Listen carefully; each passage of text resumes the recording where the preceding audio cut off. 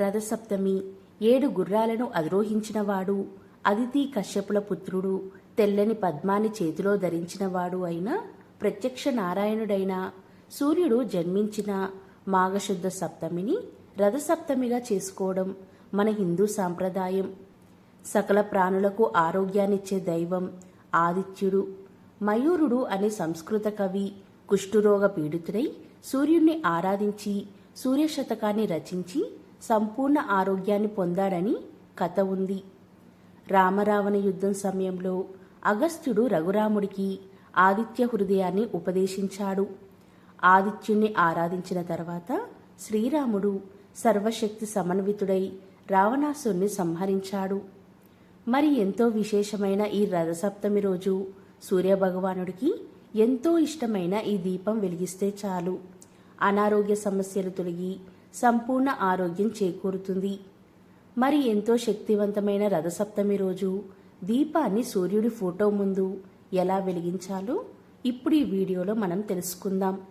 వీడియోని ఎక్కడా స్కిప్ చేయకుండా పూర్తిగా చూడండి, అప్పుడే మీకు చక్కగా అర్థమవుతుంది. రథసప్తమి ఎంతో పవిత్రమైన మహిమాన్వితమైన రోజు.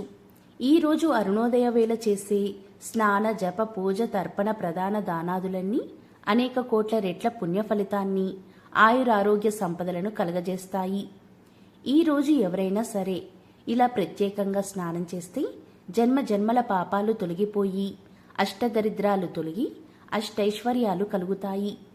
కోటి జన్మల మహాపుణ్యం కలుగుతుంది.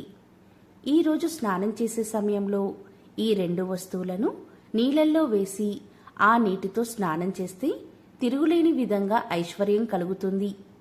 ఆ 2 ఏంటంటే, ఒకటి జిల్లేడు ఆకు, రెండవది రేగిపళ్ళు.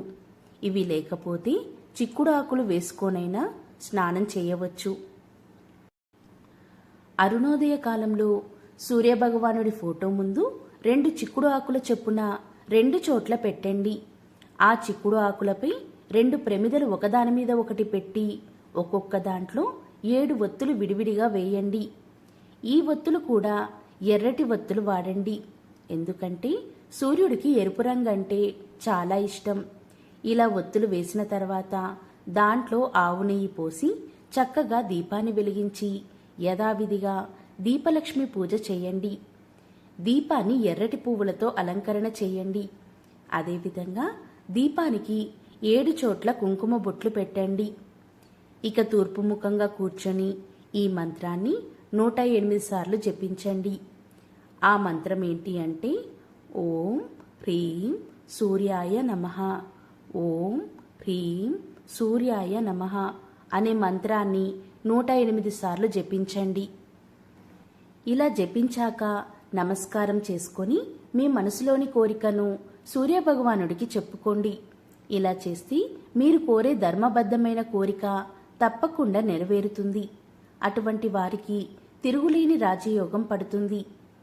ఎవరైతే ఇంట్లో బాధలు, కష్టాలు, అప్పుల బాధలు, మానసిక చికాకులు, గొడవలు, ఉద్యోగంలో చికాకులు ఉన్నాయో వారంతా ఈరోజు ఇలా దీపాన్ని సూర్యభగవానుడి ముందు వెలిగిస్తే అంతా మంచి జరుగుతుంది. అదేవిధంగా ఈరోజు గోధుమల దీపం కూడా వెలిగిస్తే చాలా మంచిది. అది ఎలా అంటే, గోధుమలను తీసుకోండి. సూర్యభగవానుడికి ఇష్టమైన ధాన్యం గోధుమలు కాబట్టి ఒక మట్టి మూకుడులో కానీ లేదా ఒక ప్లేట్లో కానీ గోధుమలు తీసుకోండి. ఒకదాని మీద ఒక ప్రమిద పెట్టి ఆ ప్రమిదలో ఆవు నెయ్యి పోసి ఎర్రటి ఒత్తులు వేసి దీపాన్ని వెలిగించండి. ఇలా దీపాన్ని వెలిగిస్తే కూడా ఆ సూర్యనారాయణమూర్తి యొక్క సంపూర్ణ అనుగ్రహం మీకు లభిస్తుంది. మీకంతా మంచి జరుగుతుంది. మీ ఇంట్లో సకల శుభాలు కలుగుతాయి. రథసప్తమి రోజు అరుణోదయ కాలంలో ఎవరైతే 7 జిల్లేడు ఆకులను 7 రేగి పండ్లను తలపై పెట్టుకొని స్నానం చేస్తారో వారు 7 రకాలుగా చేసే పాపాలను ఆ చిత్రగుప్తుడు తొలగిస్తాడు. ఎవరైతే అనారోగ్యంతో బాధపడుతున్నారో అటువంటి వారి ఆరోగ్యం, ఐశ్వర్య ప్రాప్తికి ఆదిత్య హృదయ స్తోత్రాన్ని పఠించాలని మన పెద్దల మాట. సూర్యోపాసనతో సత్రజిత్తు రోజుకు 7 బారుల బంగారాన్నిచ్చి శమంతకమణిని పొందాడని పురాణ కథనం. సూర్యుడు ఆవిర్భవించిన ఈ రథసప్తమి విశేషమైన పండుగ. ఈరోజు త్రిమూర్తి స్వరూపుడైన సూర్యభగవాను ఆరాధించడం వలన విశేషమైన ఫలితం కలుగుతుందని నమ్మకం. సూర్యోపాసన చెయ్యాలి అనుకునేవాళ్ళు షష్ఠి నాడు అంటే సప్తమి ముందు రోజు ఒకే పూట భోజనం చేయాలి. సప్తమి నాడు అరుణోదయ కాలంలో 7 జిల్లేడు ఆకులు, 7 రాగి ఆకులను లేదా రేగిపళ్లను తలపై, హృదయంపై, భుజాలపై, మెడ మీద ఉంచుకొని స్నానం చేస్తే చాలా మంచిది. సూర్యకిరణాలలోని నిరోధకతను జిల్లేడు ఆకులు ఆకర్షిస్తాయి.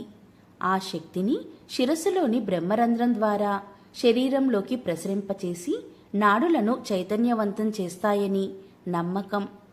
సూర్య ఆరాధనలో భాగంగా చిక్కుడుకాయలతో రథం చేసి అందులో సూర్యుణ్ణి ఆవాహనం చేసి షోడశ ఉపచారాలతో పూజించాలి. పాయసం పొంగలి చేసి నివేదనగా సమర్పించాలి. పాయసాన్ని చిక్కుడు ఆకుల్లో ఉంచి నివేదించడం ఆచారం. ఈ ప్రసాదాన్ని స్వీకరించడం వలన ఆ పత్రంలోని ఔషధ గుణాలు మనకు మేలు చేస్తాయని పెద్దలు ఈ సూచన చేశారు.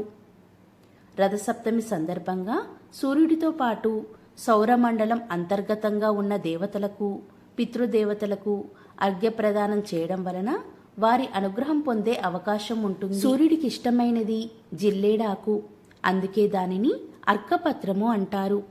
జిల్లేడుతో పాటు చిక్కుడు ఆకులకు కూడా సూర్యరశ్మిని ఆకర్షించి ఇముడుచుకునే శక్తి ఎక్కువగా ఉంటుందని ప్రకృతి శాస్త్రం చెబుతుంది.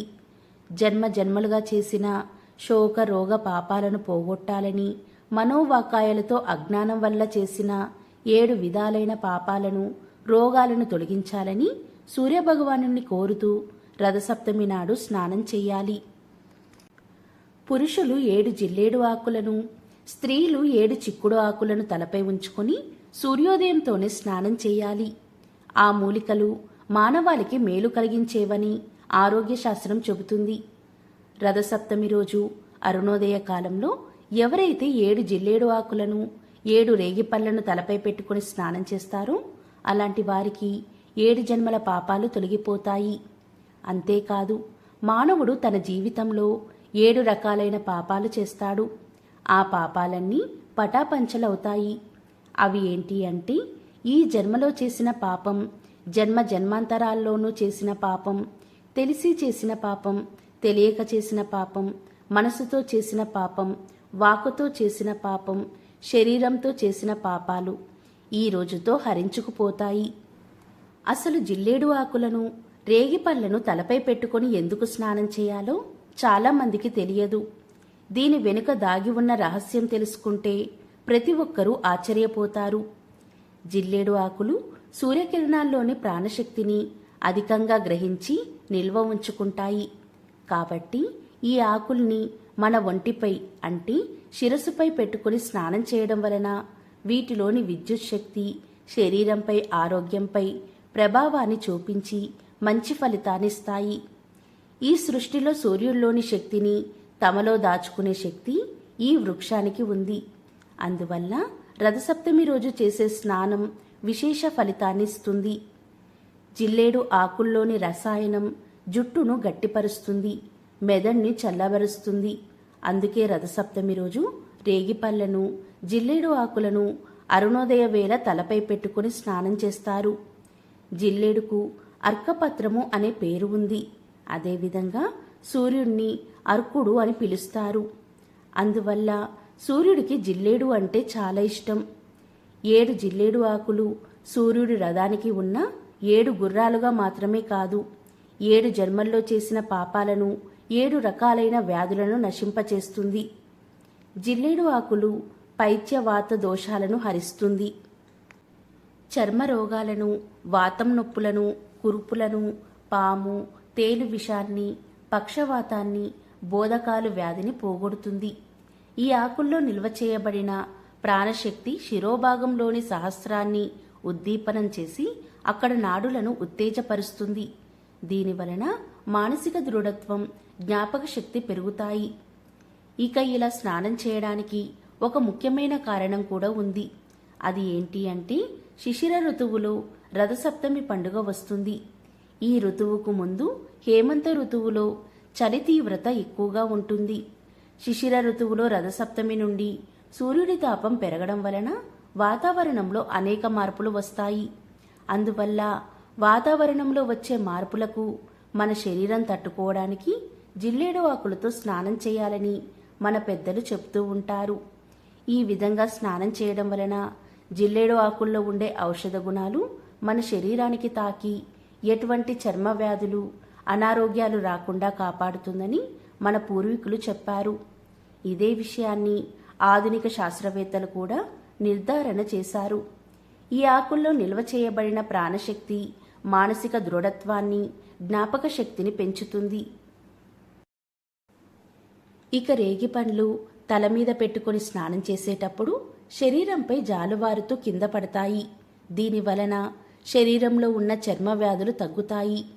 సాక్షాత్తు నారాయణుడే రేగి పండ్లను తింటూ తన తపస్సును కొనసాగించాడట.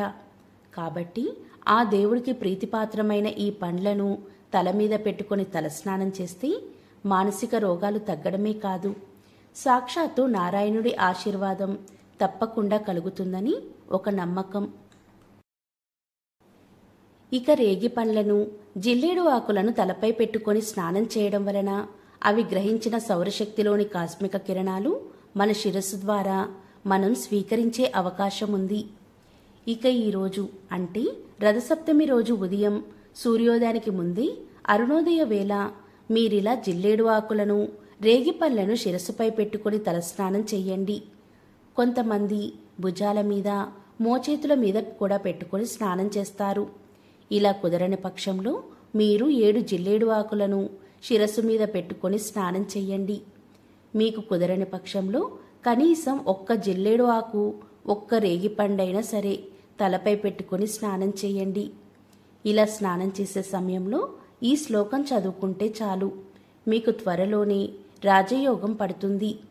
ఈ అరుణోదయ వేళ మీరు స్నానం చేసే సమయంలో ఈ శ్లోకాన్ని తప్పనిసరిగా చదువుకోండి. యజ్ఞ జన్మ కృతం పాపం మయా జన్మసు సప్తసు తన్మే రోగంచ శోకంచ మాకరేహంతు సప్తమి. ఈ శ్లోకం అర్థం ఏంటంటే 7 జన్మల పాపాలు, రోగాలు, శోకాలు తొలగిపోవాలని అర్థం. ఇక ఈరోజు తప్పకుండా చేయవలసిన పని ఒకటి ఉంది. ఈరోజు సూర్యోదయానికి ముందు ఇలా స్నానం చేశాక రథసప్తమి రోజు సూర్యోదయ సమయంలో జిల్లేడు ఆకులను తీసుకుని దానికి చిన్న రంధ్రం చేసి ఆ రంధ్రం గుండా సూర్యుణ్ణి దర్శనం చేసుకుంటే ఆ సంవత్సరమంతా మీ ఇంట్లో అన్ని శుభాలు కలిగేలా ఆ భగవంతుడు దీవిస్తాడు.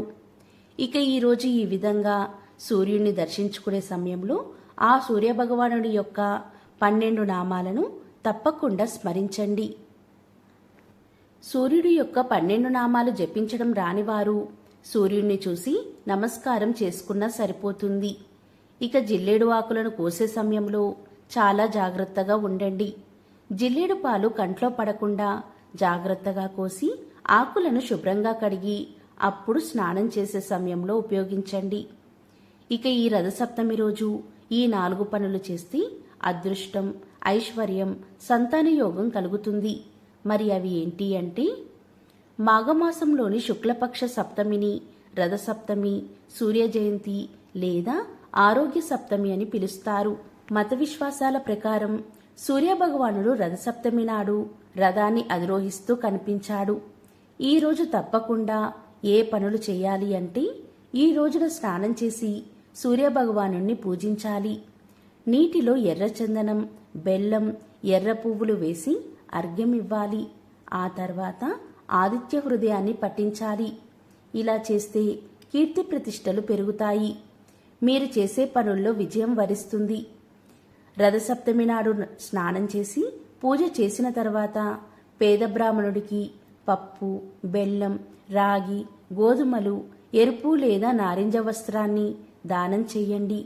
ఇవి సూర్యగ్రహణానికి సంబంధించిన దాన వస్తువులు. దీని కారణంగా మీ జాతకంలో సూర్యుడి స్థానం ప్రబలంగా ఉంటుంది. రథసప్తమి నాడు నీళ్లల్లో ఎర్రచందనం లేదా గంగాజలం లేదా ఎర్రటి పువ్వులు వేసి స్నానం చేయాలి. దీంతో సూర్యభగవానుడి ఆశీస్సులు మీకు కలుగుతాయి. సంపద వృద్ధి చెందుతుంది. ఈ రథసప్తమి నాడు సూర్యభగవానుని పూజించేటప్పుడు సూర్య గాయత్రి మంత్రం జపించండి.